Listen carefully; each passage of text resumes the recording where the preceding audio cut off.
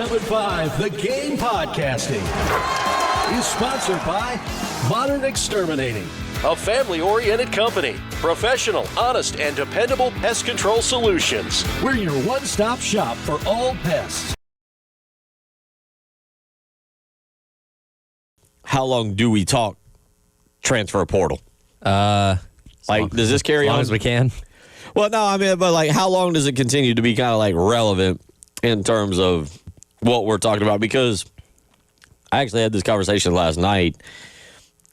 It used to be right now what we were doing from yesterday, we were building up to signing day. Right. We were 2 weeks out. Sure. This was the big push. You had the final 2 weekends of the visits. And then after signing day, obviously signing day was pretty final. Like, yeah, you'd have a Clowney go over a little bit or a Jordan Burke situation. But, by and large, signing day ended everything. And then you officially moved into the spring. And we were talking about that. And the question kind of popped up like, how long do you think we talk about the transfer portal? I was like, I don't know.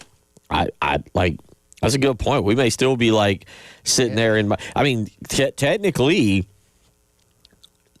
you can go in May and get somebody out of the portal if they're still there. Yeah, that's the thing that's important to remember. Last Friday ended the entry period to the portal, so everything that you've lost up to this point. Now, you think you do. You think you do now. Again, there's you'll see weird cases where, hey, so-and-so into the portal in the middle of March. Like, okay, I thought we couldn't do that, but all right. But for the most part, you've lost what you've lost up to this point. But yeah, and what the figure I saw was north of 10,000 in terms of names in the transfer portal. Now, again, most of the heavy hitters, most of the guys that would come in to be real impact guys that we think have been snatched up. You know what I mean?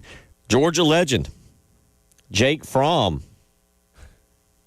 hints at possible comeback to college football. In what context? It says former Georgia quarterback Jake Fromm seems willing to return to college football. He goes on to give me some of his stats. Started his career as a backup Jacob Eason, but an injury put him into the lineup. He never looked back. I was there for that one. Started 42 games. Started 42 games in 3 years. Led Georgia to a college football national championship appearance during the 27-17 season. Yep. Goes on to tells me in the article, and I'm getting to the point here that you're going to. He departed Athens with a 35-7 record as a starter. Right. Won SEC championship in 3 appearances. He skipped his senior year. He did.